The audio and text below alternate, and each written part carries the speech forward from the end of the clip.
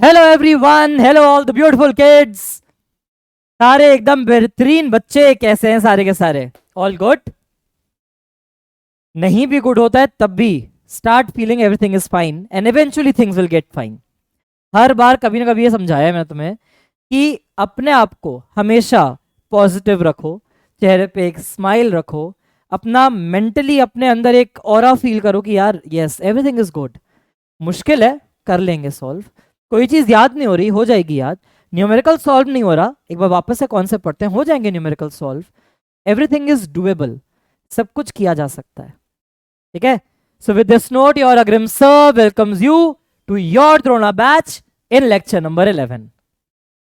Last lecture की अगर हम बात करें तो लेक्चर 10 जो हमने किया था उसमें हमने सिर्फ ये पढ़ा था कि जो जीन की वजह से डिसऑर्डर क्रिएट होता है।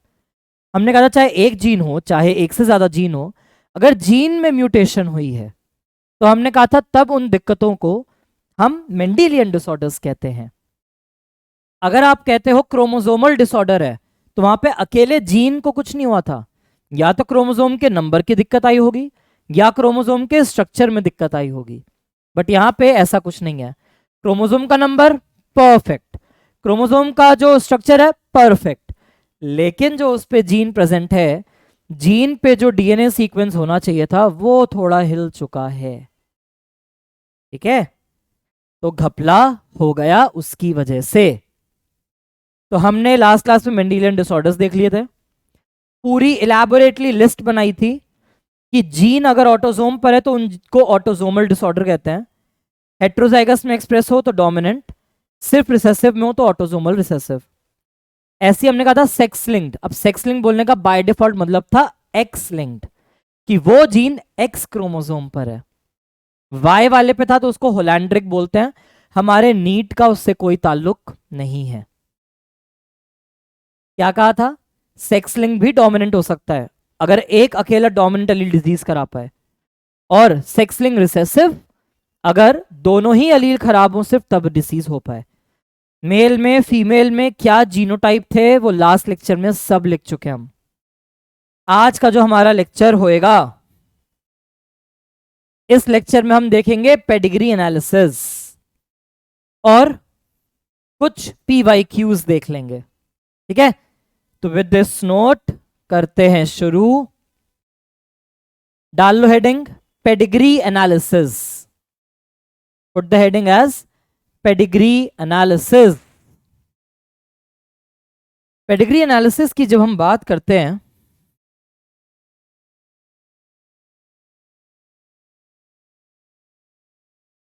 तो अगेन कई बच्चे इस पे जोक मारते हैं, है ना, कि पेडिग्री तो एक डॉग फूड का बहुत फेमस ब्रांड है। तो आप उस खाने को नहीं देख रहे हो, आप क्या देख रहे हो यहाँ पे? उस ब्रांड ने ये नाम क्यों रखा है? सोचा कभी? नहीं ना, बस हंसने से मतलब है, ही। पेडिग्री इसलिए बोलते हैं क्योंकि जो डॉग्स होते हैं, डॉग्स के अंदर भी ये चेक करने के लिए कि वो प्योर ब्रीड डॉग्स हैं या नहीं, तो उनकी भी एक पेडिग्री एनालिसिस की जाती है। तो वो डॉग वाले ब्रांड ने ना बड़ा सोच समझ के नाम लिखा है। डॉग हो गए, हॉर्स हो गए, जो भी एक्सपेंसिव एनिमल्स जिनको शौक होता है वो उसकी पूरी पेडिग्री एनालिसिस कराते हैं कि वो जो जानवर है वो कितना प्योर ब्रीड में डेवलप हुआ है। हमारे केस में जो पेडिग्री एनालिसिस है उसमें हम क्या करते हैं? हमारे पेडिग्री एनालिसिस में वी यूज मेनी सिंबल्स। क्यों करते हैं, क्या पढ़ते हैं उन सिंबल्स से? To study family tree. हम सिंबल्स यूज करते हैं, हम फैमिली ट्री को स्टडी करते हैं। और क्यों करते हैं? To study inheritance of a disease. Specifically कौन सी disease? Mendelian diseases. Chromosomal disorders को पेडिग्री से नहीं पढ़ा जाता, इनको पढ़ते हैं हम खाली मेंडेलियन डिसऑर्डर्स को। तो आप फैमिली की ट्री बनाते हो, बहुत सारे सिंबल्स यूज करके आप एक डिजीज की इनहेरिटेंस को स्टडी करने की कोशिश करते हो, और उससे फिर प्रोबेबिलिटी भी निकाली जाती है कि उस जनरेशन में जो नए बच्चे होंगे उनको डिजीज होने के कितने चांस हैं, कितने चांस नहीं हैं। प्रॉपर जेनेटिक काउंसलर्स होते हैं जो स्पेसिफिकली लोगों के पेडिग्रीज को स्टडी करके बताते हैं कि भाई आपका डाइट कैसा होना चाहिए, आपको लाइफस्टाइल में क्या चेंज करने चाहिए कि आपके risk of getting that disease कम हो जाए। वो ये भी बताते हैं कि भाई कितने चांसेस हैं कि आप कुछ भी कर लो वो डिजीज तो देखो होगी ही होगी, है ना। तो ऐसी जॉब भी हैं जो इसके थ्रू की जाती हैं। तो पेडिग्री एनालिसिस के अंदर ये हैं बहुत सारे सिंबल्स, ठीक है। अगर हमारे सिंबल में अगर स्क्वायर होता है और बिना शेडिंग के, तो ये होता है हमारा अनअफेक्टेड मेल। सर्कल है बिना शेडिंग के, तो शी इज अनअफेक्टेड फीमेल। अब हमने कहा था अनअफेक्टेड के दो केसेस हैं, या तो वो बिल्कुल नॉर्मल होगी या वो कैरियर हो सकती है, या तो होमोजाइगस डोमिनेंट होगी या वो हेटेरोजाइगस डोमिनेंट हो सकती है। तो हेटेरोजाइगस डोमिनेंट के केस में क्या आएगा, कैरियर का कॉन्सेप्ट।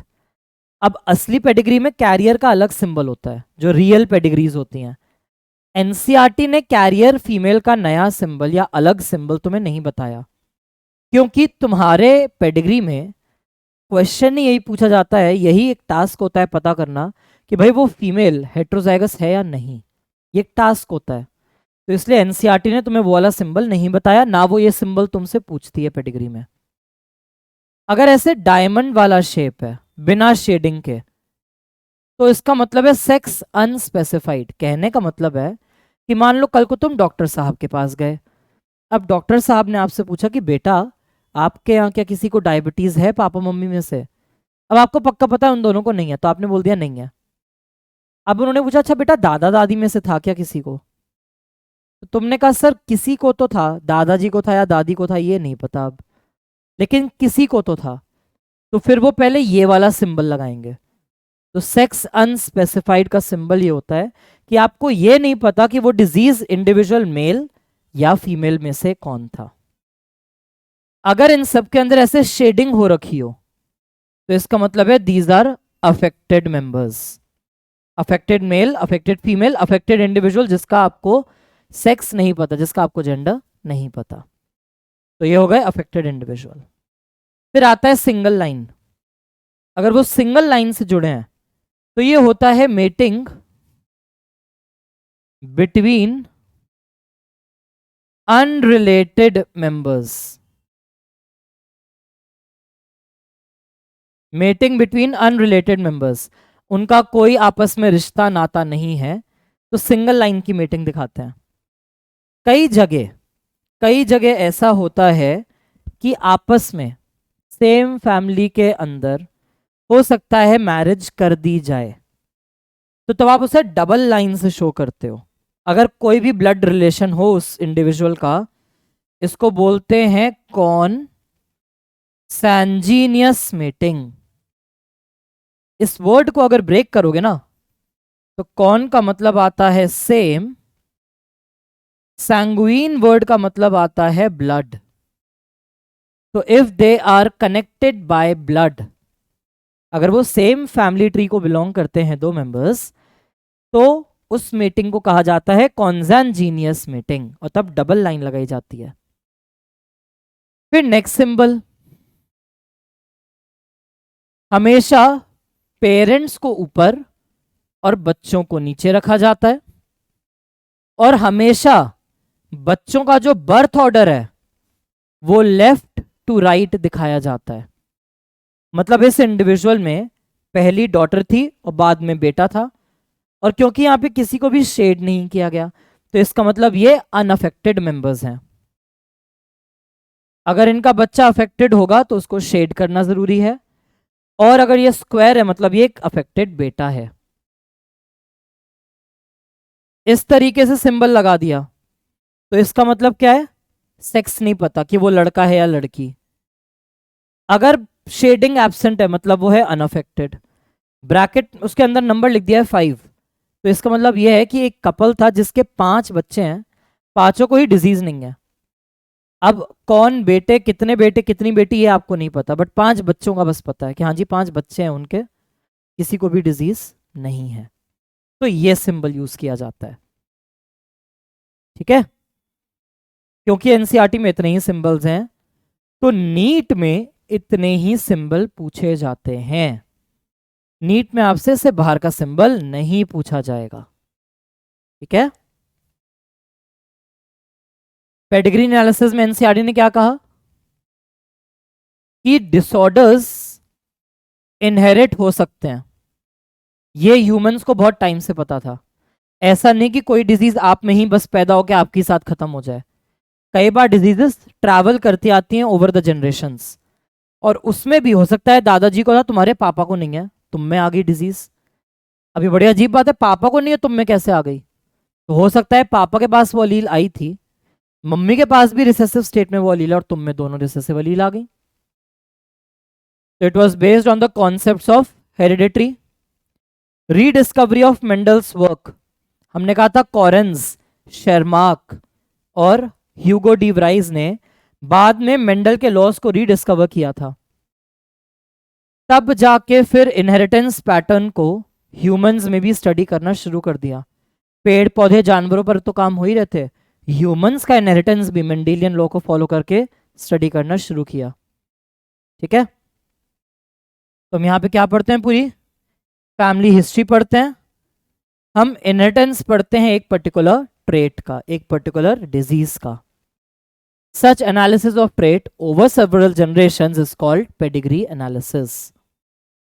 आप एक ट्रेट की इनहेरिटेंस पढ़ते हो फैमिली ट्री की मदद से, और ह्यूमन जेनेटिक्स में जो पेडिग्री पढ़ी जाती है, इससे आप ट्रेस कर सकते हो उस पर्टिकुलर ट्रेट की इनहेरिटेंस, कि आपके खानदान में वो डिजीज कहाँ से आनी शुरू हुई है, कोई एबनॉर्मैलिटी, कोई डिजीज, हम सब पढ़ सकते हैं।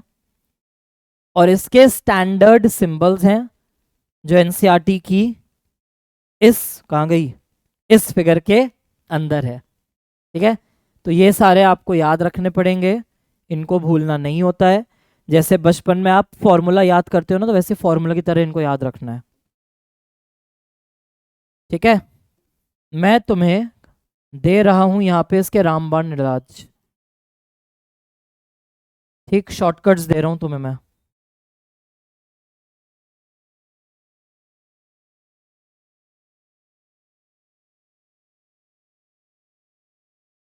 शॉर्टकट अगेन तुम्हारे फॉर्मूला की तरह है।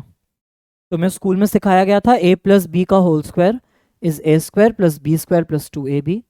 तुम्हें सिखाया गया था A square minus B square is A plus B A minus B. तुम्हें सिखाया गया था a माइनस बी का whole square is A square plus B square minus 2ab। पढ़ा है ना, दिमाग में आ भी गया होगा। बचपन की 10th तक की ट्रिग्नोमेट्री में पढ़ते थे कि भाई sine square theta plus cos square theta is equal to 1। उनकी कभी तुमने बैठ के कोशिश नहीं की कि देखे कि भाई क्या डेरिवेशन है, कैसे आई ये सब चीजें हैं, तो हैं। ऐसे ही ये जो तुम्हें शॉर्टकट बता रहा हूं, इन 6 शॉर्टकट्स को बस किसी मैथमेटिकल फॉर्मूला की तरह बस दिमाग में चिपका लेना, बस चिपका लेना, जिंदगी हो जाएगी बहुत आसान। पेडिग्री से जितना तुम डरते हो ना, उतनी ही तुम्हारी पेडिग्री इजी हो जाएगी। दोनों पेरेंट्स में बना रहा हूं अनअफेक्टेड, और मान लेते हैं प्रोजेनी को डिजीज है।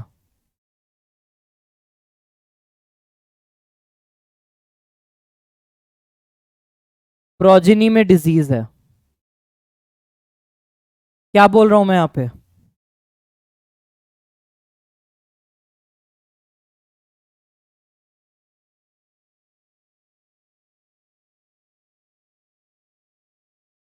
पहला शॉर्टकट, बोथ पेरेंट्स अनअफेक्टेड।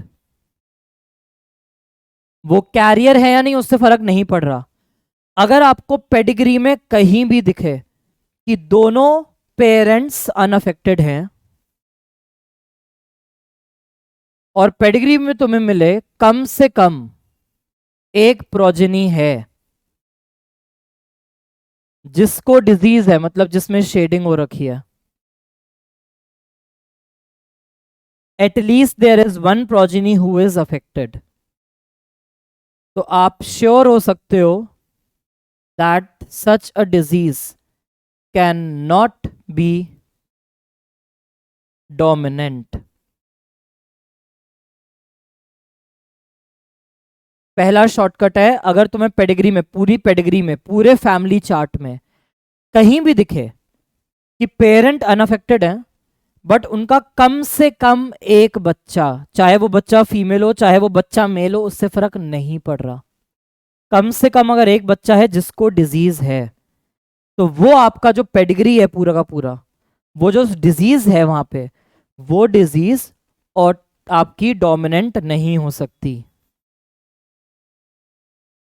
ना तो वो ऑटोसोमल डोमिनेंट डिसीज होगी और ना ही वो सेक्स लिंक्ड या एक्स लिंक्ड डोमिनेंट डिजीज होगी। The disease can not be dominant. यह है पहला रामबाण, पहला इलाज। सेकेंड शॉर्टकट,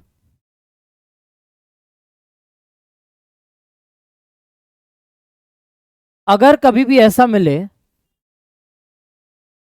कि दोनों पेरेंट्स को डिजीज है, दोनों पेरेंट्स को डिजीज है,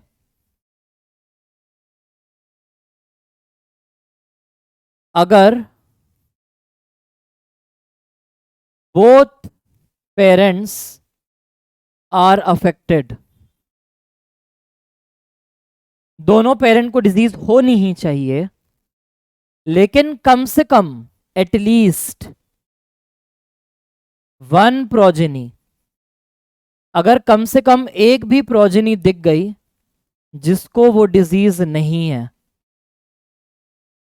तो you can be sure that the disease can not be recessive.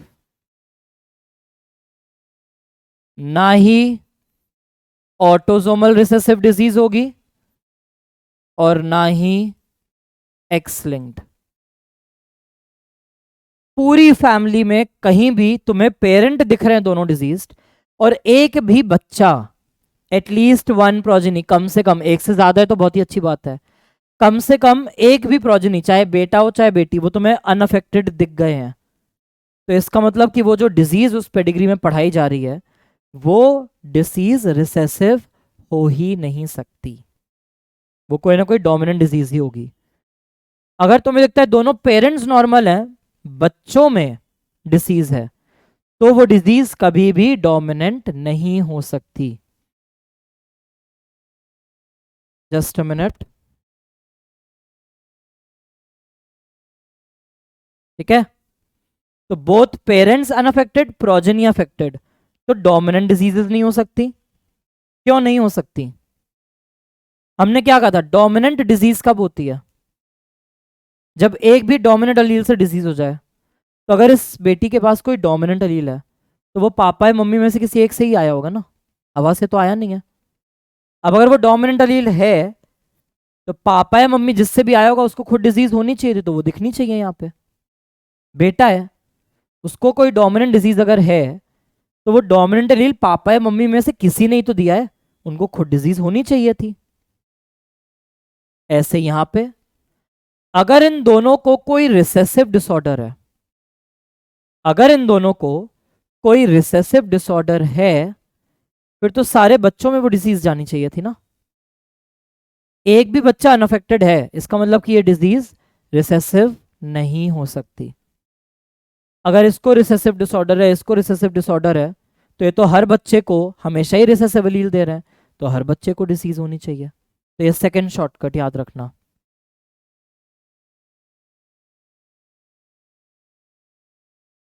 Third shortcut, अब थर्ड शॉर्टकट में हम थोड़ा जेंडर स्पेसिफिक हो जाएंगे।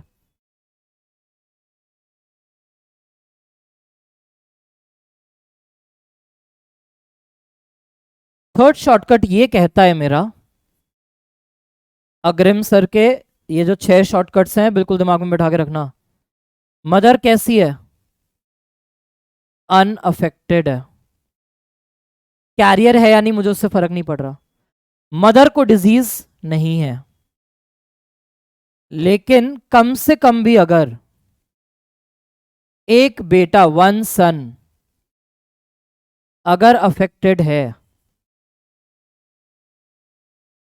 कभी भी पेडिग्री में कहीं भी तुमने देखा कि मम्मी को डिजीज नहीं है बेटे को है, तो इसका मतलब the disease can never B sex linked dominant. वो एक सेक्स लिंक्ड डोमिनेंट या वो एक्स डोमिनेंट डिजीज हो ही नहीं सकती। क्यों? अगर मैं कह रहा हूं इसको एक्स डोमिनेंट डिजीज है, तो इसका मतलब वाई क्रोमोसोम जो है वो तो पापा से आ गया, एक्स क्रोमोसोम खराब वाला मम्मी नहीं दिया होगा, मम्मी तो डिसीज नहीं है, तो मतलब मम्मी को डोमिनेंट डिसऑर्डर नहीं है। इसी का ऑपोजिट शॉर्टकट देखो,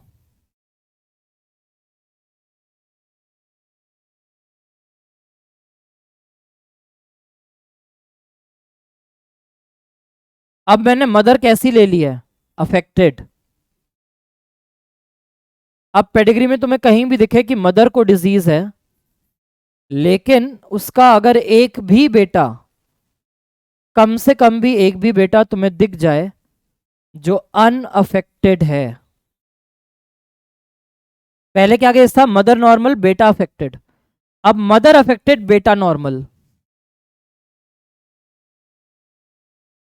पहले हम रिलेशनशिप इन दोनों के बीच का देख रहे थे, अब हम रिलेशनशिप देख रहे हैं कि मदर को अगर डिजीज है लेकिन एक भी बेटा उसके पेडिग्री में है जिसको डिजीज नहीं है, तो बिल्कुल 100% श्योरिटी है कि वो डिजीज एक्स रिसेसिव हो ही नहीं सकता। कभी भी डिजीज एक्स रिसेसिव नहीं हो सकती, कुछ और हो। अगर कभी भी ये रिलेशन है माँ बेटे का तो कभी भी एक्स रिसेसिव नहीं हो सकता, और अगर ये रिलेशनशिप है माँ बेटे का तो कभी भी एक्स डोमिनेंट डिजीज नहीं हो सकती।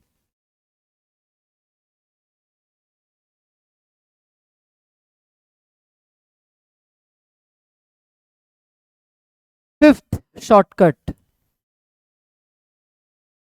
अभी हमने माँ और उसके बेटे का रिलेशन देखा, अब उल्टा कर देते हैं, फादर को छोड़ देते हैं अनअफेक्टेड, बेटी को डिजीज कर देते हैं। फादर को छोड़ दिया अनअफेक्टेड, लेकिन कम से कम एटलीस्ट एक भी डॉटर अगर अफेक्टेड है, पूरी पेडिग्री में कहीं भी देख लेना, कहीं भी कि बेटी को डिसीज और उसके पापा अगर नॉर्मल है, तो ये डिसीज कभी भी एक्स रिसेसिव नहीं हो सकती। हमने पढ़ा था लास्ट लेक्चर में, colour blindness, haemophilia sex linked recessive disorder है, एक्स लिंक्ड रिसेसिव डिसऑर्डर है। और हमने क्या कहा था कि वहां पे अगर किसी बेटी को डिसीज है तो मम्मी तो कैरियर चल सकती है अनअफेक्टेड, लेकिन वहां पापा को डिसीज होनी कंपलसरी है, क्योंकि एक खराब अलील पापा ही देंगे। तो पूरी पेडिग्री में कहीं भी तुम्हें दिख जाए बेटी नॉर्मल, सॉरी बेटी डिजीज पापा नॉर्मल, तो एक्स रिसेसिव कभी नहीं हो सकता वो। लास्ट शॉर्टकट इसका रिवर्स है, कभी भी दिखे कि कोई फादर है वो डिजीज्ड है,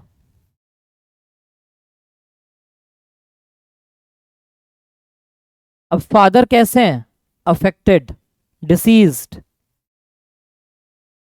और एक भी डॉटर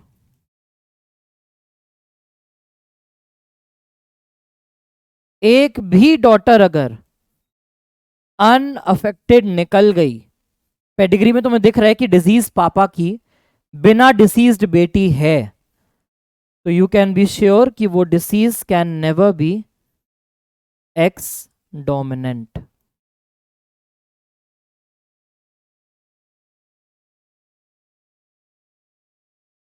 यहां किसका रिलेशन देखा है हमने?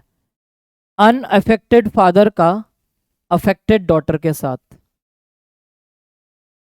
और यहां हमने बोला कि अगर फादर को डिसीज है और बेटी नॉर्मल, तो एक्स डोमिनेंट डिजीज नहीं हो सकती। अगर बेटी के पास दो खराब एक्स हैं, एक खराब एक्स पापा से आना चाहिए था, पापा को डिजीज होनी चाहिए थी। अगर पापा को कोई एक्स डोमिनेंट डिसऑर्डर है, तो पापा का वो डोमिनेंट एक्स हर बेटी के पास जाएगा ही जाएगा, ऑब्वियस है। बेटियों को एक्स हमेशा पापा से मिलेगा ही मिलेगा, तो इसका खराब एक्स हर बेटी के पास जाएगा, तो हर बेटी को वो डोमिनेंट डिजीज होनी चाहिए। तो ये हैं 6 शॉर्टकट्स। यहां पे हमने किसका रिलेशनशिप देखा है कि पहले चेक करो कि अगर दो पेरेंट्स, एक हस्बैंड वाइफ है जिनको डिजीज नहीं है, और एक भी बच्चे को डिसीज हुआ, एक भी बच्चे को डिसीज हुआ,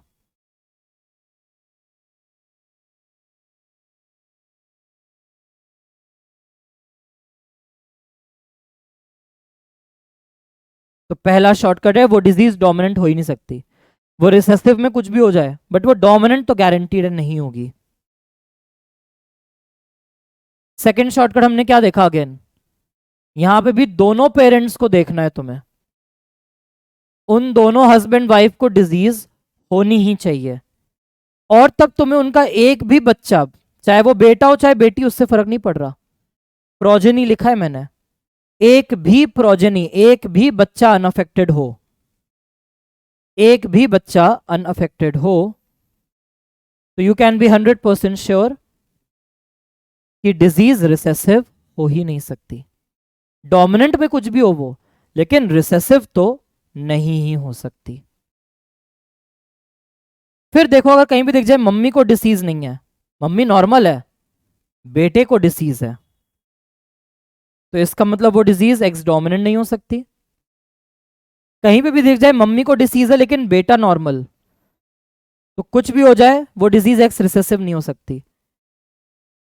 ऑटोजोमल रिसेसिव हो, ऑटोजोमल डोमिनेंट हो, एक्स डोमिनेंट हो, एक्स रिसेसिव नहीं होगा कभी भी। पूरे पेडिग्री में किसी भी जनरेशन में एक माँ अनअफेक्टेड है और उसी का एक बेटा अफेक्टेड है, तो वो पूरी पेडिग्री एक्स डोमिनेंट डिजीज की हो ही नहीं सकती। एक्स रिसेसिव हो सकती है, ऑटोजोमल डोमिनेंट शायद हो, ऑटोजोमल रिसेसिव शायद हो, बट माँ बेटे के इस रिश्ते से एक्स डोमिनेंट कटता है, माँ बेटे के इस रिश्ते से एक्स रिसेसिव कट जाता है। फिर माँ बेटे के बाद बाप और बेटी का रिश्ता, पिताजी को डिजीज नहीं है लेकिन कोई भी एक बेटी है जो डिसीज्ड है, तो कभी भी वो पेडिग्री एक्स रिसेसिव हो ही नहीं सकती। और इसका ऑपोजिट, अगर दिख रहा है पिताजी को डिसीज है लेकिन बेटी नॉर्मल, तो कभी भी वो डिजीज एक्स डोमिनेंट नहीं हो सकती। तो ये 6 शॉर्टकट्स हैं, 6 एलिमिनेशंस हैं। इन 6 रूल्स को पूरा मेमोराइज करके रखना है, इन 6 को मेमोराइज करके रखना है। Both parents unaffected, progeny affected, dominant cancel. Both parents affected, progeny normal, recessive cancel. Mummy normal, बेटे को disease, x dominant cancel. Mummy को डिसीज, बेटा नॉर्मल, एक्स रिसेसिव कैंसल। पापा नॉर्मल, बेटी डिसीज्ड, एक्स रिसेसिव कैंसल। पापा को disease है, बेटी नॉर्मल, एक्स डोमिनेंट कैंसल। अब कैंसल कैंसल कैंसल तो कर लिया, जो है वो कैसे पता लगाएंगे तो वो देखते हैं। इसको लेके चलते हैं। पहले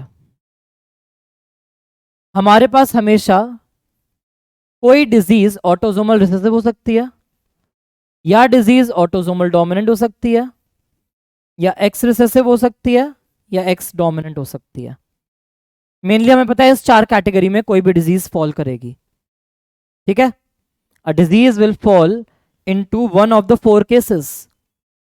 अब मैं लगा दूंगा सीधा अपना शॉर्टकट, ठीक है। तुम्हारे लिए ये 6 शॉर्टकट बनाए हैं, फुल प्रूफ शॉर्टकट्स हैं, ठीक है। अग्रिम सर के शॉर्टकट्स अपने बाकी दोस्तों को भी बता देना, जो स्कूल में जो द्रोणा के लेक्चर नहीं लेते ना, उनको ये अग्रिम सर के शॉर्टकट बता देना, ठीक है। सबका भला होना चाहिए। मैंने क्या कहा था, मुझे पेडिग्री में कहीं भी दिख जाए कि दोनों पेरेंट्स अनअफेक्टेड हैं but at least one progeny affected, तो पहला बेटा नॉर्मल है लेकिन इस बेटे को डिजीज है। मैंने कहा था बेटा हो या बेटी, किसी भी जनरेशन में किसी भी लेवल पे हो वो, both parents unaffected, at least one progeny affected, तो हमने क्या कहा था, the disease can not be dominant, हो ही नहीं सकती, ऑप्शन से ही खत्म। फिर मैंने तुम्हें क्या कहा था कि कभी भी एक बेटी डिसीज्ड हो तो सीधा उसके पिता को देखो, सीधा पिताजी को देखो। क्या बताया था, बेटी को डिसीज है पापा को नहीं।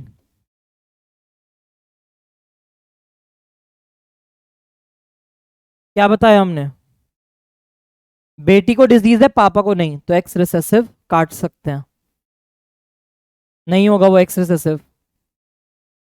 तो तुम्हारे पास क्या ऑप्शन बच गया, बस एक ऑप्शन, ऑटोसोमल रिसेसिव। तो अगर तुमने मेरे 6 शॉर्टकट याद कर लिए, अग्रिम सर के 6 शॉर्टकट याद कर लिए ना, 5 सेकंड में पेडिग्री खत्म, 5 सेकंड पेडिग्री खत्म, तुम्हें कोई मेहनत नहीं करनी है। अब हमने क्या कहा, ऑटोसोमल रिसेसिव है। लास्ट लेक्चर जो था, लास्ट लेक्चर में क्या बताया था, सारे जीनोटाइप लास्ट लेक्चर के नोट्स में डाल दिए थे मैंने। ये स्मॉल ए होगा, ये स्मॉल ए, और ये फीमेल भी स्मॉल ए। क्यों, ऑटोसोमल रिसेसिव डिजीज है तो ए से डिनोट कराएंगे, यहां पे एक्स वाई का कॉन्सेप्ट ही नहीं है, वो तो सेक्स लिंक के लिए था। अब अगर इस बेटे को स्मॉल ए मिला हुआ है, पापा मम्मी इसके नॉर्मल है, मतलब पापा के पास एक कैपिटल ए है, दूसरा अलील पता नहीं, मम्मी के पास कैपिटल ए है, दूसरा अलील पता नहीं, ठीक है, यही कंडीशन होगी ना।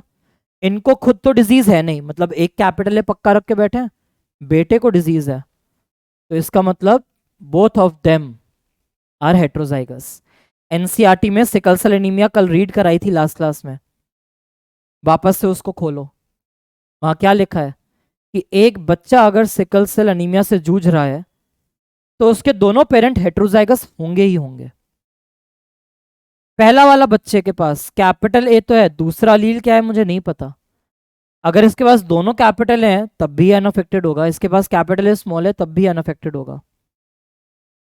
इसका मुझे अभी नहीं पता क्या जीनोटाइप है, इसका मुझे नहीं पता क्या जीनोटाइप है, बट ये है कि डिसीज नहीं है तो एक कैपिटल ए तो पक्का है ना। ऑटोसोमल रिसेसिव अगर डिजीज है तो दोनों ही रिसेसिव अलील पे डिसीज आएगी, एक भी डोमिनेंट अलील हुआ तो डिजीज नहीं हो पाएगी। इसके पास 2 स्मॉल है जो इन दोनों से आए, तो इनके जीनोटाइप पता चल गए। इसका एग्जैक्ट जीनोटाइप नहीं बता सकते, इन दोनों का एग्जैक्ट जीनोटाइप नहीं बता सकते, तो इस तरीके से आप जीनोटाइप लिख देते हो। एनसीईआरटी ने ये पेडिग्री, एनसीईआरटी ने ये वाली जो पेडिग्री दी है वो सिकल सेल अनीमिया के लिए दी है, बट ये सेम टाइप की पेडिग्री कोई और ऑटोसोमल रिसेसिव डिजीज की भी हो सकती है। फिर ये next pedigree, 4 options, autosomal recessive, autosomal dominant, X recessive, X dominant, 4 cases हो सकते हैं। अब मेरे शॉर्टकट लग रहे हैं, मैंने कहा था सबसे पहले देखो भाई कि कहीं पे क्या दोनों पेरेंट अनअफेक्टेड हैं, तो हाँ बोथ पेरेंट्स अनअफेक्टेड, लेकिन शॉर्टकट तब काम करेगा अगर एटलीस्ट वन प्रोजेनी अफेक्टेड होती। शॉर्टकट मेमोराइज कर लेना, both parents unaffected, at least one progeny affected, तो हम डोमिनेंट को काट देते। यहां पे ऐसा नहीं हो पा रहा क्योंकि कोई भी बच्चा अफेक्टेड नहीं है, तो पेडिग्री काम, शॉर्टकट काम इस पे वो नहीं कर रहा। सेकेंड शॉर्टकट क्या था, बोथ पेरेंट्स अफेक्टेड, तो वो तो बोथ पेरेंट्स अफेक्टेड का तो केस ही नहीं दिख रहा, यहां पे फीमेल को है, यहां फीमेल को है, ठीक है, तो वो भी काम नहीं किया। फिर मैंने क्या कहा था कि कभी भी मदर को डिसीज दिखे लेकिन बेटे को डिसीज ना हो, मैंने कहा था मदर को डिजीज है और बेटे को डिसीज ना हो तो एक्स रिसेसिव पेडिग्री नहीं हो सकती, तो ये वाली पेडिग्री एक्स रिसेसिव नहीं हो सकती। सेकेंड शॉर्टकट था कि बेटे को डिसीज है और मम्मी को ना हो, बेटे को डिसीज और मम्मी को ना हो तो एक्स डोमिनेंट कटता, यहां तो ऐसा केस नहीं है। फिर मैंने क्या कहा था, बेटी को डिसीज है पापा को नहीं है, बेटी को डिसीज है पापा को नहीं है, तो भी मैंने कहा था क्या ही कटता है उससे भी, एक्सरे से भी कटता है। और फिर मैंने कहा था कि ये देखना है कि भाई पापा को डिसीज और बेटी को ना हो, तो भाई यहाँ ये पापा है इसको डिजीज नहीं है, यहाँ ये पापा इसको डिजीज नहीं है, तो वो शॉर्टकट भी काम नहीं कर रहा। तो जो तुम्हें 6 शॉर्टकट मैंने दिए, उन 6 में से शॉर्टकट लगाने के बाद ऑप्शन एक ही कटा है। इसका मतलब क्या है, इसका मतलब है that the disease may be autosomal recessive, या हो सकता है कि डिसीज ऑटोजोमल डोमिनेंट हो, या हो सकता है कि डिसीज एक्स डोमिनेंट हो।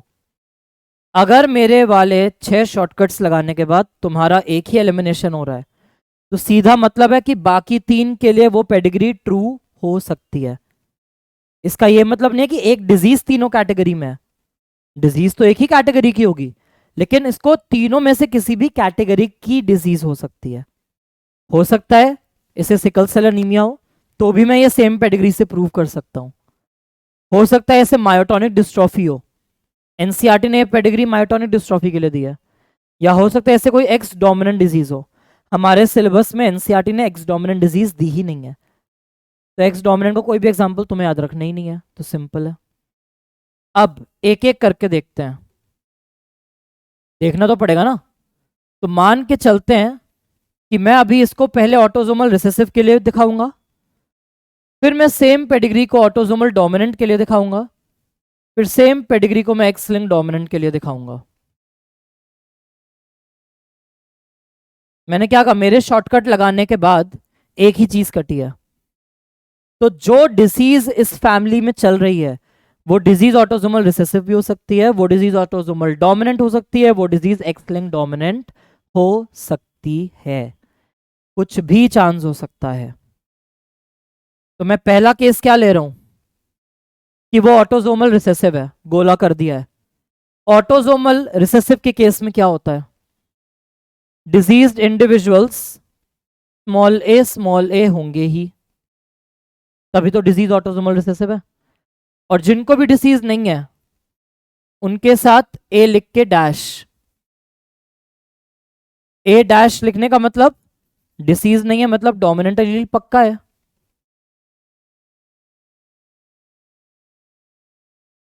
इतनी चीज है जो मुझे डायरेक्टली पता है, अगर मुझे पता चल गया कि ऑटोसोमल रिसेसिव डिसीज है, ये मुझे पता है क्योंकि वो एलिमिनेट नहीं हो रहा मेरे शॉर्टकट से।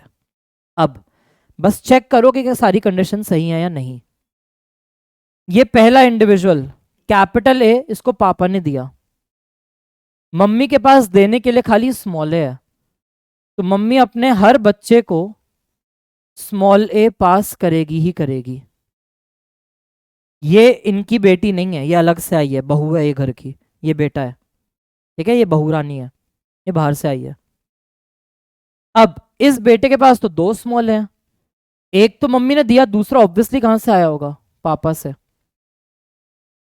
तो पापा हेट्रोजाइगस है वो इससे पता चल गया, और बाकी सारे नॉन अफेक्टेड इंडिविजुअल हेट्रोजाइगस है क्योंकि एक कैपिटल है पापा से, स्मॉल है मम्मी ने दिया, ठीक है। ये फीमेल और ये सारे बच्चे किसी को भी डिजीज नहीं है।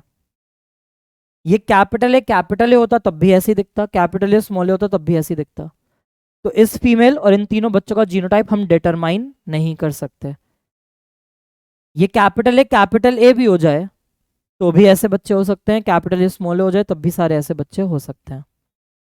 फिर यहाँ पे आते हैं, स्मॉल ए है तो मम्मी तो स्मॉल ए पास करेगी ही करेगी सबको, तो इनका कैपिटल ए ऑटोमेटिकली कहाँ से है, पापा से। अब ये बेटी है जिसके दोनों स्मॉल है, तो एक मम्मी से आया और एक पापा से। इस डिजीज बेटी की वजह से पता चला कि पापा हेट्रोजाइगस है। यहाँ पे क्योंकि ये सारे नॉर्मल हैं, तो मैं ना इस मम्मी का बता सकता ना मैं इन बच्चों का जीनोटाइप बता सकता। यहाँ पे तो मम्मी डिजीज थी, तो एक स्मॉल है तो पक्का मम्मी ने पास किया है ना, और डिजीज नहीं है तो एक कैपिटल है पापा ने पास कर दिया। तो माई पेडिग्री स्टूड माई टेस्ट, कहीं भी मेरी पेडिग्री खराब नहीं हो रही, सही है। ऑटोजोमल डोमिनेंट, ये प्रूफ करना है मुझे। तो क्या बताया था, ऑटोजोमल डोमिनेंट के केस में जो डिसीज्ड मेंबर है उसके पास पक्का एक डोमिनेंट अलील तो है जिसकी वजह से इसको डिजीज हुई है। होमोजाइगस या हेट्रोजाइगस वो पता चलेगा। और ऑटोजोमल डोमिनेंट के केस में जिसको भी डिसीज नहीं है, इसका एक ही मतलब हो सकता है कि वो सारे मेंबर ऑटोजोमल रिसेसिव हैं, इसलिए इनको डिजीज नहीं हुई। They are unaffected individuals. क्या है, ऑटोजोमल डोमिनेंट डिजीज की बात कर रहे हैं, तो एक भी और डोमिनेंट ऑटोजोम हो फिर तो डिजीज ही होगी। बस चेक करते हैं। स्मॉल ए है, एक स्मॉल ए पापा से आया, दूसरा स्मॉल ए मम्मी से, तो पता चल गया ये वाली जो फीमेल है हेट्रोजाइगस डोमिनेंट है। फिर ये सेकंड बेटा, मम्मी ने इसे कैपिटल ए पास किया तो डिजीज हो गई, पापा क्या दे सकते हैं इसे, स्मॉल ए। इस बेटे को स्मॉल ए दोनों से मिल गया, शादी स्मॉल ए से हुई। अब यहां कैसे जीनोटाइप पता चला, क्योंकि डिसीज ऑटोजोमल डोमिनेंट है।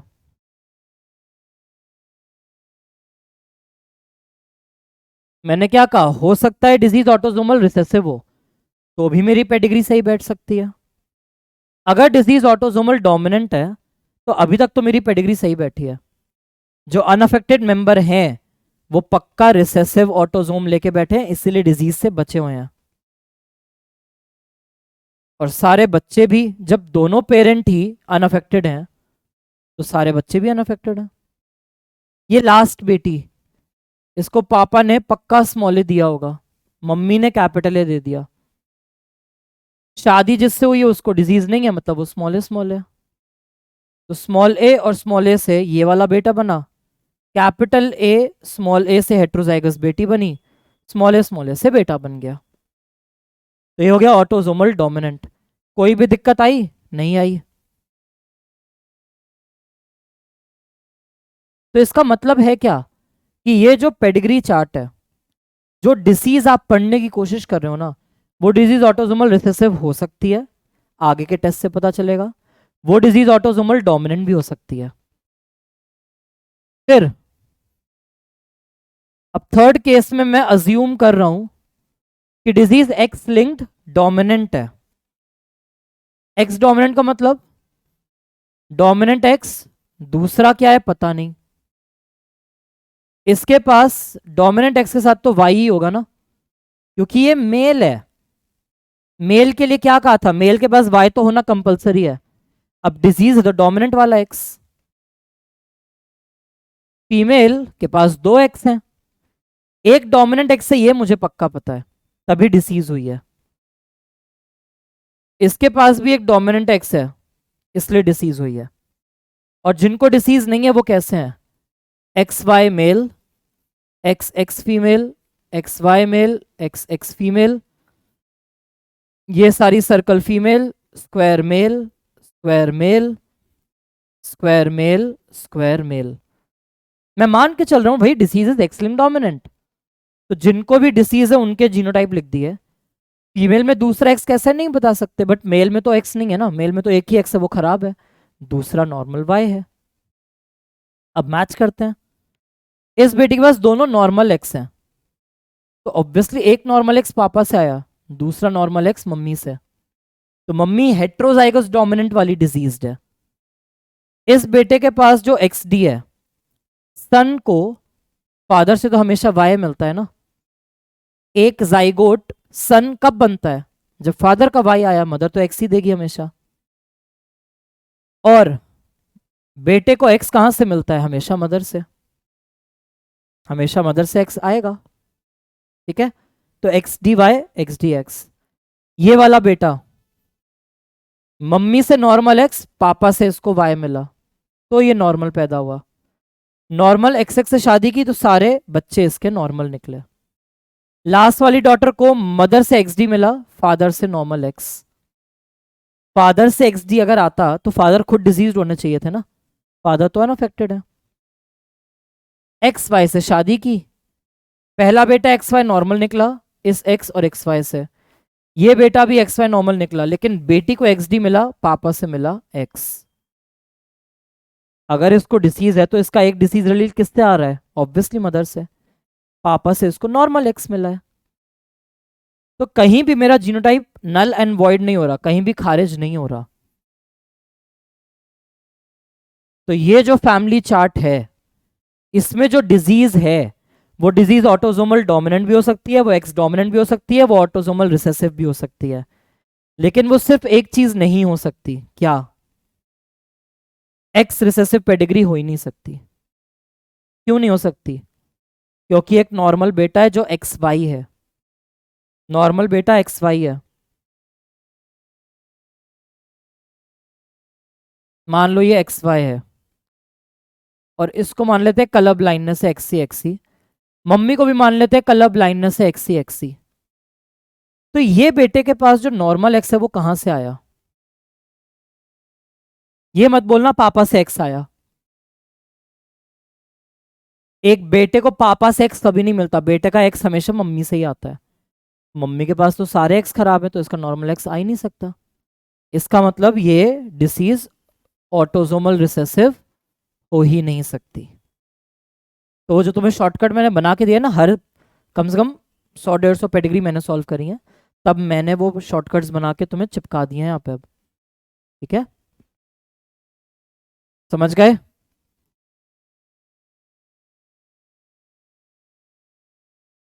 एनसीईआरटी ने ये वाली पेडिग्री मायोटोनिक डिस्ट्रॉफी के लिए दी है, बट अगर मेरा मन करे तो मैं ये सेम पेडिग्री से सिकल सेल एनीमिया भी देख सकते हैं हम। ठीक है, चलो क्वेश्चंस देख लेते हैं फटाफट। A R A D X R X D, autosomal recessive autosomal dominant, X recessive X dominant. Video को पॉज करना, शॉर्टकट अप्लाई करना और चेक करते जाओ तुम्हारे आंसर सही आ रहे हैं या नहीं। ठीक है, पेडिग्री आते ही वीडियो पॉज कर लेना अपनी। अब मेरा पहला shortcut, both parents unaffected, at least one progeny affected, the disease cannot be dominant. The disease cannot be dominant. पहला शॉर्टकट लिखवाया तुम्हें मैंने, both parents unaffected, progeny affected, the disease cannot be dominant, काट दिया। फिर एक्स रिसेसिव के लिए मैंने दो शॉर्टकट्स दिए थे। क्या क्या? मैंने कहा था कि अगर बेटी को डिसीज है, सॉरी मदर को डिसीज है और बेटे को डिजीज ना हो, mother is affected but there is at least one son who is unaffected. Mother is affected, the son is unaffected. तो मैंने कहा था ये चीज देख के इमिजिएटली आप बोल सकते हो कि डिजीज एक्स रिसेसिव नहीं हो सकती। तो एक ही ऑप्शन सही बैठा है यहां पे, ये पेडिग्री सिर्फ और सिर्फ ऑटोसोमल रिसेसिव हो सकती है, बाकी कुछ भी नहीं। Next, autosomal recessive autosomal dominant, X recessive X dominant. Video को आराम से पॉज करो, वीडियो को पॉज करने के बाद शॉर्टकट अप्लाई करके फटाफट चेक करो आंसर। ठीक है, चलो मैंने क्या कहा था, इफ बोथ पेरेंट्स अफेक्टेड, भाई इसकी शादी होती तो ये पेरेंट है ना इस जनरेशन की। If both parents affected but at least one progeny is unaffected, तो मैंने कहा था the disease can never be recessive. If both parents are affected but at least one progeny, मुझे नहीं फर्क पड़ रहा वो बेटी है या वो बेटा है, कोई भी प्रोजेनी कोई भी बच्चा अगर अनअफेक्टेड है मतलब इनको रिसेसिव डिसऑर्डर नहीं है। कट दिए दोनों। नेक्स्ट, मैंने क्या कहा था, मदर को डिजीज है बेटे को नहीं, तो इससे क्या कटता, एक्स रिसेसिव ही कटता, तो पहले ही कट चुका है। फिर मैंने क्या कहा था कि हमेशा देखो बेटे को डिसीज है और अगर मदर को डिसीज ना हो तो एक्स डोमिनेंट कटता, ऐसा तो नहीं लग रहा।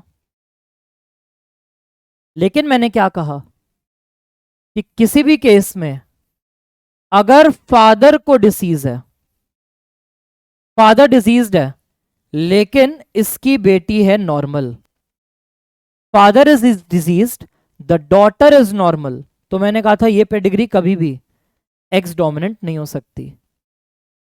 तो ये जो इनहेरिटेंस पैटर्न है यहाँ पे सिर्फ और सिर्फ ऑटोसोमल डोमिनेंट ही हो सकता है, एक्स डोमिनेंट नहीं हो सकता। एक्स डोमिनेंट काटने की दो ही चीज थी, बेटे को है मम्मी को नहीं, बट यहां तो ऐसा नहीं है। लेकिन बेटी को डिजीज नहीं है, पापा को है, तो भी एक्स डोमिनेंट कट सकता है। कहीं पूरे पेडिग्री चार्ट में, पूरे पेडिग्री चार्ट में मेरे 6 शॉर्टकट किसी भी लेवल पे अप्लाई हो कहीं भी, वो डिजीज गायब। तो ये हो गया ऑटोसोमल डोमिनेंट। नेक्स्ट, कौन सा रिलेशन करेक्ट है? मेटिंग बिटवीन रिलेटिव में डबल लाइन करेक्ट, सर्कल को मेल बोल दिया है गलत, स्क्वायर को फीमेल बोल दिया है गलत, और इन्होंने क्या बोला डायमंड शेप बना के उसको मेल लिख दिया है गलत। डायमंड शेप मतलब सेक्स पता ही नहीं है। Again, autosomal recessive, autosomal dominant, X recessive, X dominant. Pause करके चेक करो क्या होगा क्या नहीं होगा, फिर आंसर चेक करना अपना। मैंने कहा था both parents unaffected, progeny affected, but इनकी प्रोजेनी अफेक्ट नहीं है, शॉर्टकट नहीं लग सकता। फिर मैंने कहा बोथ पेरेंट्स अफेक्टेड, यहां पे कोई भी ऐसा पेयर नहीं है जहां दोनों पेरेंट अफेक्टेड हो, तो वो भी नहीं लिख सकता। क्या करें? मैंने क्या कहा था, अगर डॉटर अफेक्टेड है और पापा नॉर्मल है, डॉटर अफेक्टेड पापा नॉर्मल, तो मैंने कहा था एक्स रिसेसिव डिसऑर्डर नहीं हो सकता, चांस ही नहीं है। फिर मैंने कहा था कि कहीं पे भी तुम्हें दिखे कि सन को डिजीज है, कहीं पे भी पूरे पेडिग्री में कहीं भी तुम्हें दिख जाए कि एक बेटा है जिसको डिजीज है और इसकी मम्मी नॉर्मल है, मम्मी नॉर्मल है बेटे को डिजीज है, इसका मतलब एक्स डोमिनेंट नहीं हो सकता। और भी क्या बताया था कि अगर मदर को डिजीज है लेकिन एक भी बेटा नॉर्मल निकल जाए तो भी एक्स रिसेसिव नहीं हो सकता। तो x recessive cancel, x dominant cancel. दो ऑप्शन है जो तुम्हें दिख रहे हैं, ऑटोसोमल रिसेसिव, ऑटोसोमल डोमिनेंट। तो इसका मतलब है कि ये पेडिग्री इन दोनों के लिए करेक्ट हो सकती है। जो डिसीज यहां चल रही है वो डिजीज ऑटोसोमल डोमिनेंट भी हो सकती है, वो डिजीज ऑटोसोमल रिसेसिव भी हो सकती है। अब अगर मैं चांस की बात करूं, प्रोबेबिलिटी की इन दोनों में से किसकी प्रोबेबिलिटी ज्यादा है, तो मैंने क्या देखा, ये एक, ये दो और ये तीन बच्चे हैं, इस कपल के पास तीन बच्चे हैं, दो को डिसऑर्डर है। फिर मैंने देखा कि इसको डिसऑर्डर है तो एक बेटे को नहीं है, यहां मैंने देखा पापा को है और दोनों बच्चों को है, तो ऑटोसोमल डोमिनेंट होने के चांस ज्यादा है। देयर इज मोर चांस कि ये पेडिग्री कोई ऑटोसोमल डोमिनेंट डिजीज की है, क्योंकि जब भी आगे जा रहे हैं तो ज्यादा बच्चे अफेक्ट हो रहे हैं। इस कपल में 3 में से 2 बच्चे अफेक्टेड, यहां 100% बच्चे, यहां 50% बच्चे, तो चांस पता लग गया डिसीज ऑटोसोमल रिसेसिव या डोमिनेंट कुछ भी हो सकती है।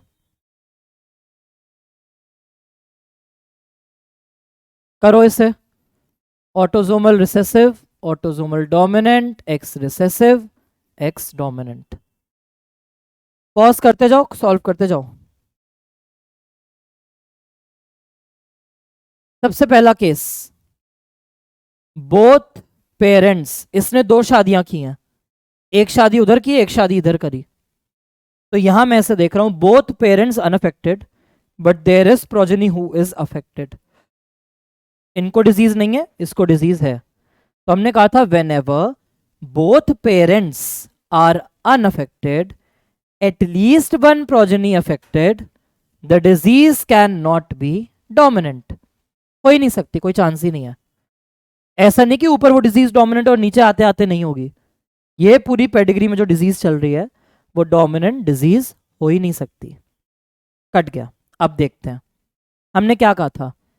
एक्स रिसेसिव को अगर मुझे कैंसिल आउट करना है तो दो रिलेशनशिप है. क्या है वो दो रिलेशनशिप्स? एक्स रिसेसिव को काटने के लिए हमने क्या बोला? या तो देख लो डिसीज मदर का नॉर्मल बेटा है तो एक्स रिसेसिव कट जाएगा, या डिसीज डॉटर का नॉर्मल पापा है तो एक्स रिसेसिव कट जाएगा. तो अगर मैं चाहता हूं अब एक्स रिसेसिव को काटना तो उसमें से कुछ देखना पड़ेगा. देख लेते हैं. चलो मुझे क्या दिख रहा है यहाँ पे? कहीं पे भी डॉटर दिख रही है, मुझे डिसीज दिख रही है. ये रही डिसीज्ड डॉटर, लेकिन पिताजी को भी डिसीज है तो एक्स रिसेसिव नहीं काट पा रहा मैं. मान लेते हैं मैंने क्या कहा था कि अगर मम्मी को डिसीज है तो यहाँ पे कौन सी मम्मी है जिसको डिसीज है? ये रही वो मम्मी. ये एक मदर है जिसको डिसीज है. मैंने कहा था एक भी बेटा अनअफेक्टेड निकलता तो एक्स रिसेसिव काटता. इसके तो तीनों बेटे डिसीज हैं, नहीं कट पा रहा. तो ये पेडिग्री एक्स रिसेसिव के लिए ट्रू हो सकती है. फिर हमने कहा एक्स डोमिनेंट अगर हटाना है, एक्स डोमिनेंट को काटने के क्या रूल है? किस केस में एक्स डोमिनेंट कटता है? नॉर्मल मम्मी का डिसीज बेटा हो तो एक्स डोमिनेंट काट सकते हैं, या हमने क्या कहा था डिसीज्ड फादर की नॉर्मल बेटी हो तो एक्स डोमिनेंट काट सकते हैं. ये दो केसेस हैं एक्स डोमिनेंट काटने के. क्या क्या? ये रहा एक फादर, इसको डिजीज है. ये देखो ये फादर है, इसको डिजीज है, और इसकी बेटी तो नॉर्मल है. तो मैंने कहा था एक्स डोमिनेंट कट जाएगा, पहले से ही कटा हुआ है. ठीक है. तो इससे प्रूफ हो गया कि जब भी ये वाला शॉर्टकट अप्लाई करते हैं पहला वाला तो सारे डोमिनेंट कट जाएंगे. ऑटोजोमल रिसेसिव हो सकता है या नहीं? तो बिल्कुल चांसेस हैं. अगर मैं देखूं तो ये ऑटोजोमल रिसेसिव के लिए भी ट्रू आ जाएगा. लेकिन अगेन दोनों में से चांस किसके ज्यादा है? चांसेस ऑफ गेटिंग अफेक्टेड किसके ज्यादा लग रहे हैं? क्या इक्वल नंबर में मेल फीमेल अफेक्ट होते हुए दिख रहे हैं यहाँ पे? ये मेल मेल मेल मेल, इधर मेल इधर मेल, ये मेल नीचे तीनों मेल तीनों मेल, फीमेल बस यहाँ पे दो ही हैं जो डिसीज्ड हैं. तो कभी भी ऐसा हो ना कि फीमेल के कम डिसीज हो रहे हैं, मेल ज्यादा हो रहे हैं, तो ज्यादा चांस है कि ये एक्स रिसेसिव डिसऑर्डर है कोई. इसके चांसेस ज्यादा है. ऑटोजोमल रिसेसिव भी हो सकता है बट उसके चांसेस कम है. ऑटोजोमल डिसऑर्डर मेल फीमेल को इक्वली अफेक्ट करते हैं. एक्सलिंक्ड डिसऑर्डर्स मेल को ज्यादा और फीमेल को कम करते हैं. ये हम ऑलरेडी देख चुके थे जब हमने हीमोफीलिया और कलर ब्लाइंडनेस पढ़ा था कि क्यों फीमेल में कम इफेक्ट आता है और मेल में ज्यादा. नेक्स्ट,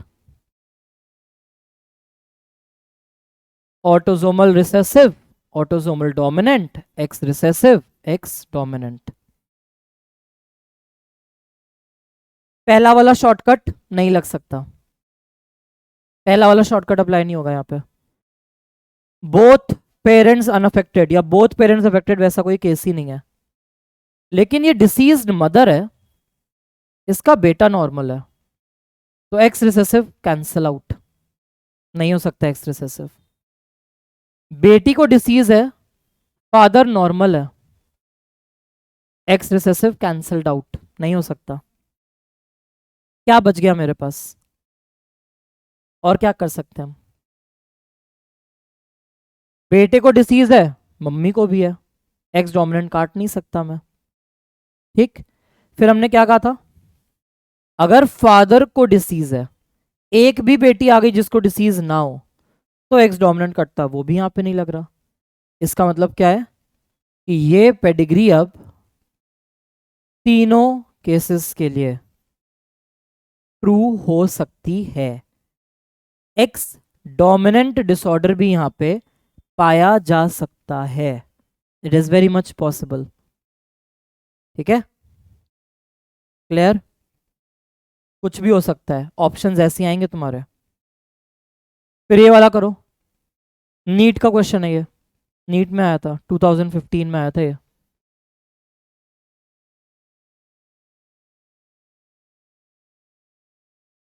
क्या शॉर्टकट दिया था मैंने तुम्हें? मैंने कहा था भाई both parents unaffected, at least one progeny affected, the disease can not be dominant. Dominant हो ही नहीं सकता, कोई सा भी नहीं हो सकता, चांस ही नहीं है। कट गए। फिर मैंने क्या कहा था कि एक डिसीज मम्मी का अगर नॉर्मल बेटा है तो वो पेडिग्री कभी भी एक्स रिसेसिव नहीं हो सकती। कट गया। अब तीनों कट गए, एक तो सही बचेगा ही बचेगा ना, तो ऑटोसोमल रिसेसिव करेक्ट होगा ही होगा, कोई चांस ही नहीं है। तो शॉर्टकट लगाओ, 5 सेकंड में पेडिग्री का आंसर पाओ। हाँ जी, यहाँ पे क्या होगा? Autosomal recessive autosomal dominant, X recessive X dominant. जो कट जाए वो नहीं होगा, जो ना कट पाए वो पक्का होगा। क्या होगा यहाँ पे अब? क्या दिख रहा है? बेटे को डिसीज है, मम्मी को नहीं है, तो ये एक्स डोमिनेंट तो नहीं हो सकता। बेटी को डिसीज है, पापा को नहीं है, तो ये एक्स रिसेसिव नहीं हो सकता। बाकी इन दोनों के लिए पेडिग्री तुम सॉल्व करोगे तो ट्रू आ जाएगी। एक बार मान के चलो ऑटोसोमल रिसेसिव है, सारे जीनोटाइप लिख दो तो भी सही प्रूव हो जाएगा। ऑटोसोमल डोमिनेंट का करोगे तो भी सही प्रूव हो जाएगा। यहाँ पे autosomal recessive autosomal dominant X recessive X dominant, क्या हो सकता है क्या नहीं हो सकता? क्या क्या केसेस यहाँ पे नजर आ रहे हैं हमें?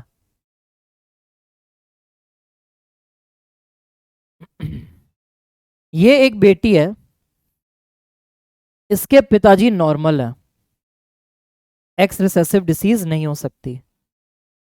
फिर हमने क्या कहा कि अगर किसी भी केस में फादर को डिसीज है, यह है फादर जिनको डिसीज है, और इनकी बेटी है जो नॉर्मल है, तो ये एक्स डोमिनेंट नहीं हो सकता।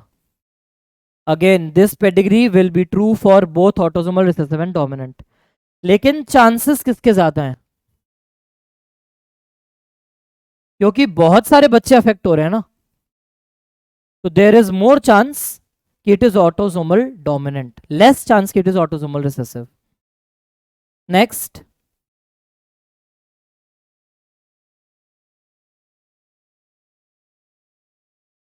पॉज करके सॉल्व करते जाओ।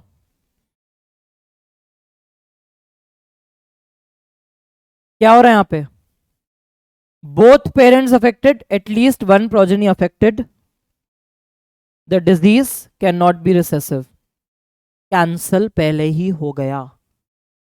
फिर मैंने क्या कहा था, कभी भी दिखे कि फादर को डिसीज है लेकिन बेटी नॉर्मल, तो मैंने कहा था ये एक्स डोमिनेंट भी कैंसिल कर देता है, तो बचा तुम्हारा एक ऑप्शन। शॉर्टकट लगाओ, 5 सेकंड में आंसर पाओ। हाँ जी, आगे के questions. A low frequency recombination indicates, recombinants कम बन रहे हैं तो इसमें से क्या होता है? पॉज करके आंसर देखना अपने, पॉज करके अपना आंसर लिखो, पॉज हटा लो, फिर हर क्वेश्चन में यही करना है। लो फ्रीक्वेंसी है रिकॉम्बिनेशन की, क्या बताया था? अगर वो कम रिकॉम्बाइन कर रहा है, कम चीटिंग कर रहा है, तो इसका मतलब क्या है कि बहुत पास होंगे। Less recombination implies more linkage. तो लोकेटेड फार अपार्ट गलत, located close yes, not linked गलत, प्रेजेंट ऑन डिफरेंट क्रोमोसोम गलत। नेक्स्ट, ड्रोजोफिला में the genes for colour of body and colour of eye are situated on which chromosome? कौन से chromosome पर है? Morgan के सारे कैरेक्टर्स कहां पर थे? एक्स क्रोमोसोम पर। मॉर्गन की चीजें वाई ऑटोसोम पे लिंक नहीं है, और ना ही दोनों सेक्स क्रोमोसोम पर वो जीन्स है। Next, assuming that fur color of an animal is dark, the range of color shade and white, ठीक है, फर कलर के 3 है, डार्क है, व्हाइट और रेंज ऑफ कलर्स हैं बीच में। एक क्रॉस हुआ इस मेल के बीच में और बिल्कुल व्हाइट फर के फीमेल के बीच में, F1 जनरेशन में क्या मिलेगा? करेक्ट, ऑल इंटरमीडिएट F1 हो जाएंगे, ये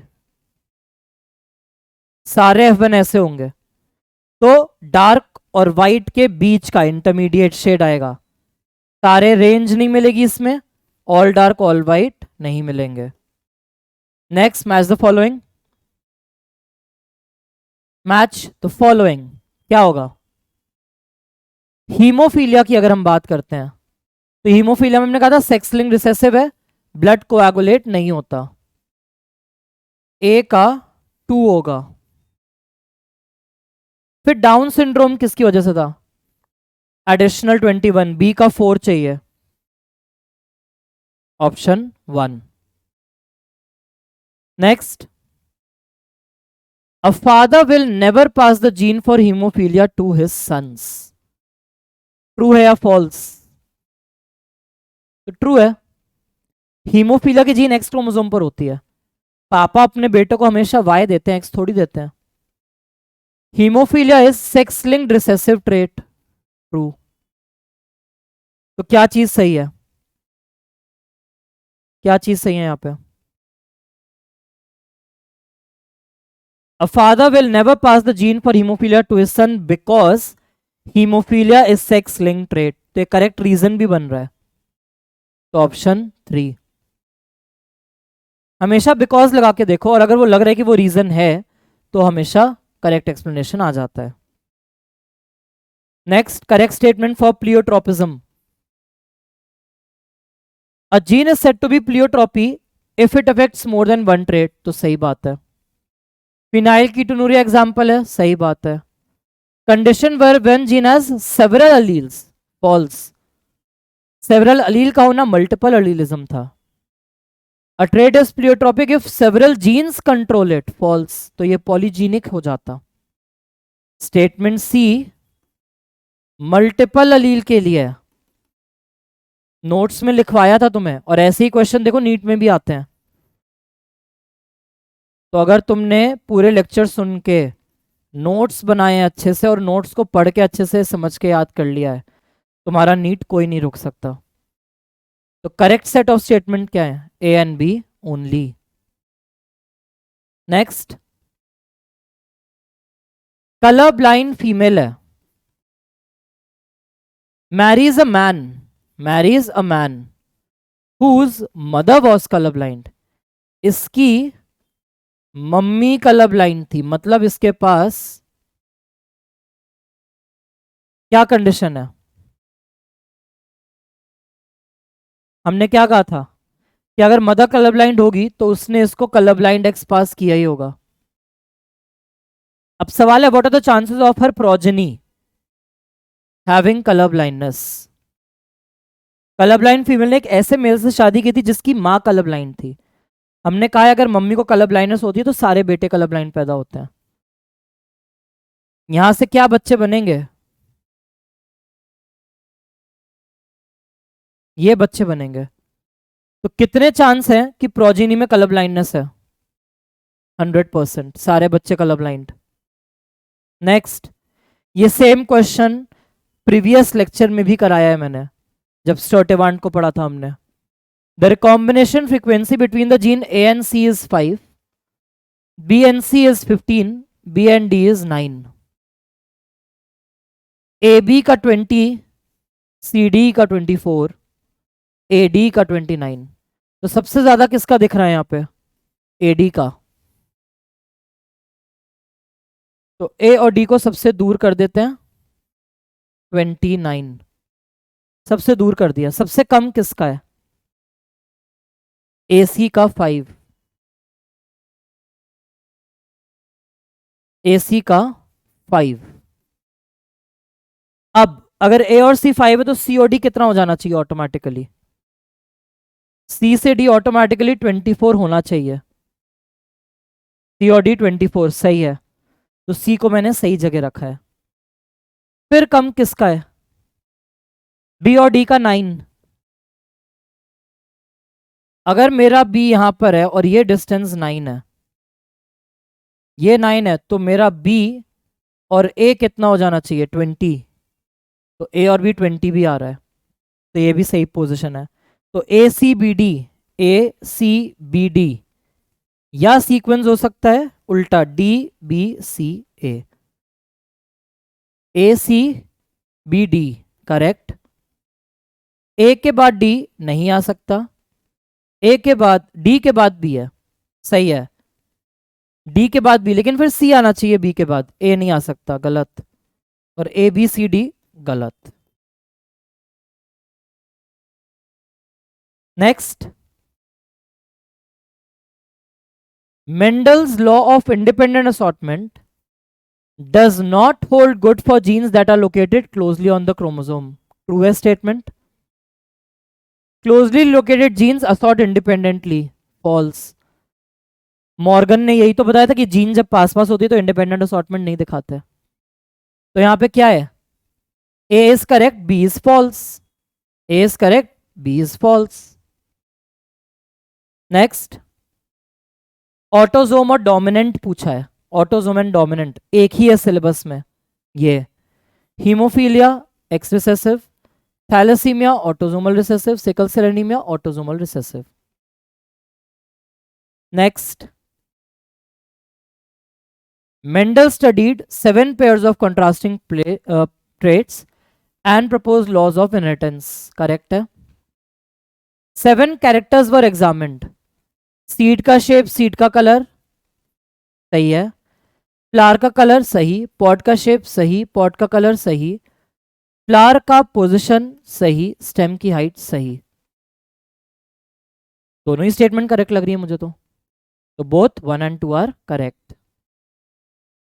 नेक्स्ट, X0 टाइप किसका फीचर था? X0 type of sex determination correct, grasshopper. Monkey में, ड्रोजोफिला में XY XX सिस्टम, बर्ड में ZZ-ZW system. Next, production of gamete by formation of zygote can be understood using Punnett square by RC Punnett. Next, in a cross between a male and female, both heterozygous for sickle cell anemia. मतलब sickle cell anaemia में heterozygous condition क्या थी? HbA HbS। ये है। What percentage of progeny will be deceased? इनके बच्चे क्या बनेंगे? सिंपल, ये हेट्रोजाइगस, ये हेट्रोजाइगस, तो HbA HbA 1 out of 4 आएगा, HbA HbS 2 out of 4 आएगा,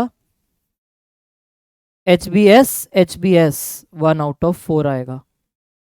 तो चांसेस हो गए हमारे 25%, नॉर्मल जैसे मेंडल वाली चीज थी। Next, chromosomal theory of inheritance का एक्सपेरिमेंटल वेरिफिकेशन किसने दिया? करेक्ट, मॉर्गन ने। इन दोनों ने नहीं, इन्होंने नहीं। क्वेश्चन ने पूछा है करेक्ट मैच बताना है। फिनाइल कीटोनुरिया डोमिनेंट गलत, sickle cell anaemia autosomal recessive on chromosome 11 कैसे पता चला? बीटा ग्लोबिन की जीन क्या थी? HBB जीन, दिया हुआ एनसीईआरटी ने क्रोमोसोम 11। थैलेसीमिया एक्स गलत, हीमोफीलिया बाय गलत। Next, wrong statement for I gene. A person will have only 2 of the 3 allele. Correct है, हम diploid organism है। IA और IB को present करेंगे तो they express same type of sugar. नहीं, अलग अलग आएंगी। Allele I does not produce any sugar. True. Gene I has 3 allele 2, तो ये मिल गया incorrect. IA IB में same नहीं, 2 टाइप की शुगर आएंगी। क्रोमोसोमल थ्योरी ऑफ इनहेरिटेंस अब पूछा है प्रपोज किसने किया था? एक जगह पूछा था एक्सपेरिमेंट का वेरिफिकेशन किसने किया था? करेक्ट, सटन और बोवरी दोनों आएंगे। नेक्स्ट, 3 सेक्स क्रोमोसोम हो सकते हैं XXY। Correct. Match the following. ये देखते हैं, बड़ा यूनिक है। कैरियोटाइप 45 है, 46 में एक कम, 2n-1, तो ये किसका फीचर है? टर्नर्स का। सी का 1 होना ही चाहिए। ये ऑप्शन कट गया। x0 किसका है? ग्रास हॉपर का। ए का 3 होना चाहिए, बस ए का 3 इधर ही सही है, ये गलत, ये गलत, तो सॉल्व हो गया हमारा एक ही बार में। Next, frequency of recombination can be use as a measure of distance, ये किसने एक्सप्लेन किया था? स्टर्टेवांट। ये काम मॉर्गन का नहीं था, मॉर्गन ने बस बताया था रिकॉम्बिनेशन फ्रीक्वेंसी कैसे निकालोगे, बार बार बताया था उनके स्टूडेंट स्टर्टेवांट ने जेनेटिक मैप्स क्रिएट किए थे। नेक्स्ट, सेंटीमॉर्गन का क्या मतलब है? यहां पे क्या बताया था? 1 सेंटीमॉर्गन मतलब 1% recombination, it was a unit of distance जो बता रहा था कि 1% क्रॉसिंग ओवर है। क्या किया था स्टर्टेवांट ने? जो परसेंट रिकॉम्बिनेशन का था उसी को तो एज इट इज लिया था। तो अगर बोला जा रहा है 1% क्रॉसिंग ओवर है, 1 सेंटीमॉर्गन को डिफाइन करना है, तो इसका मतलब 1% क्रॉस ओवर। ठीक है, तो दैट इज इट।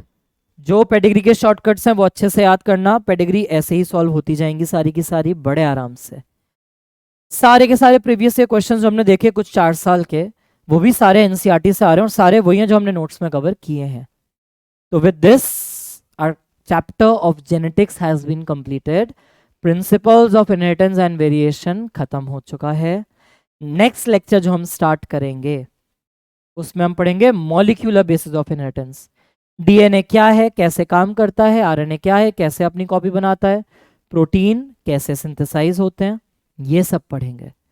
तो एक बार अपना सारा जेनेटिक्स A to Z 1 से 2 दिन में पूरा अच्छे से बैठ के रिवाइज करना, सारे कॉन्सेप्ट फ्रेश करना। हम मिलेंगे नेक्स्ट लेक्चर में। Signing off, thank you.